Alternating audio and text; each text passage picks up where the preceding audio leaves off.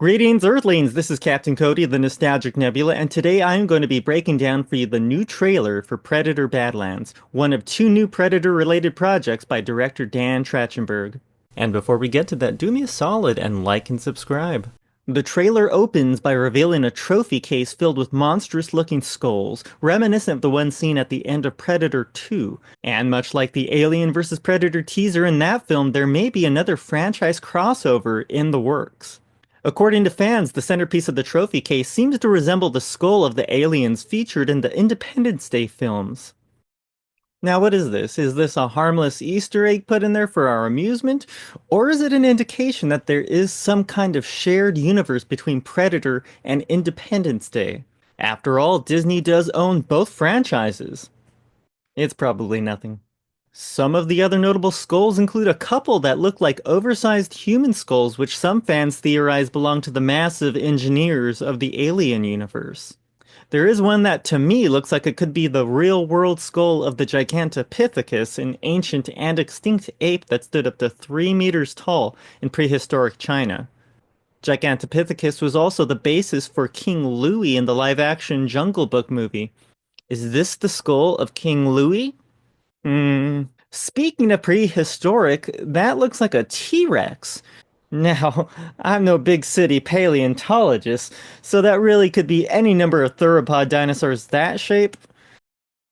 Is this a dig at Universal Studios and Jurassic Park? A predator appears to be removing a mask from a special resting place similar to how Kylo Ren stored his mask in The Force Awakens. Next, oh hey, it's Kylo Ren! We get a couple of establishing shots of an alien world as a ship approaches, and a predator begins to prepare for a hunt.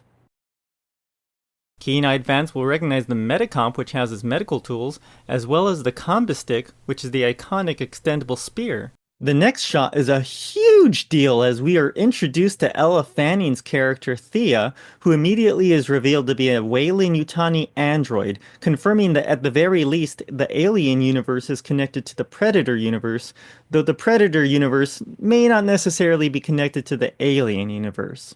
Whatever that means. So Thea seems to be strung up with some other characters by vines and branches. We'll see these vines again later in the trailer. Next, we switch to a squad that appears to be humans at a Weyland-Yutani facility closing in on a predator.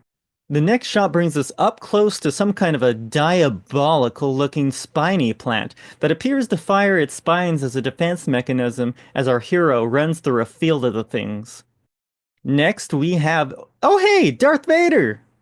This silver fox predator appears to have defeated another predator who is crawling away with one less arm. And this predator either gets knocked down or makes a heroic leap.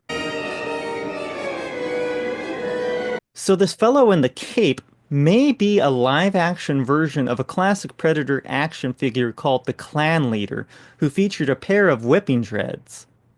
This figure was recently recreated by NECA and looks pretty darn close. We get another shot of Elle Fanning and a battle between predators lightsaber style. Then we see a humongous beast running towards our hero, who is apparently somewhere Weyland-Yutani has been settling down. We finally get a full view of the face of the predator as he bellows a loud roar at the approaching behemoth. The trailer ends with the predator being attacked by the vines of the forest, the same vines that may have been keeping Elle Fanning's character captive. Here are some other things that we've learned from recent interviews with director Dan Trachtenberg. First off, our protagonist's name is Dek, a runt juvenile yautja. I am the child predator. Predator child. According to Dan Trachtenberg, the film will explore a lot of extended universe lore, including the Predator homeworld of Yautja Prime. It will incorporate new Predator tech, and since this is a Predator-focused Predator film, we will be exposed to more of their culture, and now, for the first time, there's an established language that will be developed for the film by linguist Professor Paul Frommer, who was the person who created the fictional language of the Na'vi in the Avatar movies. And it appears that we've been given a sample of that language within the trailer music. First, we hear a chorus of grunts. And and then the grunts become lyrics, possibly in the Yautja language.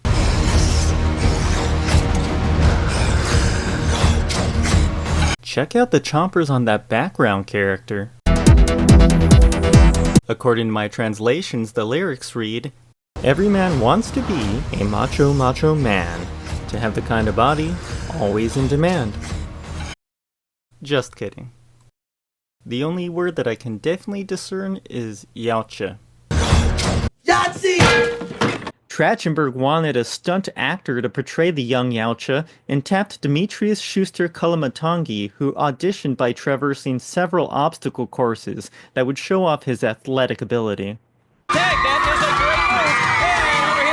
As you saw in the trailer, the filmmakers have opted to rely on computer-generated effects to animate the face of the Predator, as opposed to the traditional practical remote-controlled methods of previous films.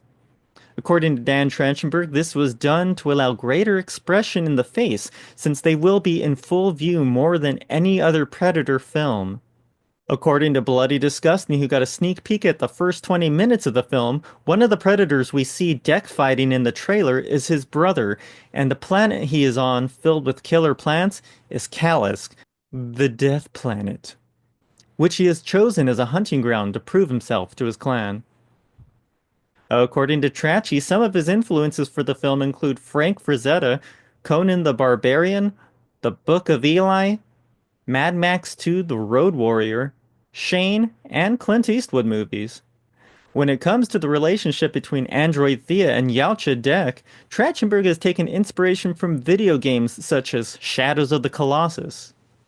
They are billed as being the classic odd couple who will be opposites, but complement each other as they grow through their own personal journeys. Thea probably also exists to give a human face for the audience to relate to, and one whose language can be understood without learning the intricate clickings of the Yautja. Now here's some predictions or guesses based off of the information that we have so far. Let's start off with some of the dialogue we heard in the trailer spoken by Ella Fanning's character. "I didn't think you survived." I believe that Thea is referring to the moment when Dek lost his arm to the clan leader and fell into the chasm. "You're hunting something that can't be killed." She may be referring to the large beast that we see charging towards Dek, or perhaps she's referring to his hunt for redemption, acceptance, and glory, intangible things that cannot be killed. Based off of the trailer, I'm gonna wager a guess that Weyland-Yutani sent people to colonize this death planet, or they crash-landed and decided to try and set up shop, but obviously the forest got the better of them, leaving only Android Thea as the survivor to meet Dek. According to Empire Magazine, who did an interview with Dan Trachtenberg, Ella Fanning plays multiple roles, so she may be playing different versions of the same model of android. Are you excited for the new movie? Do you like the Predator's new design?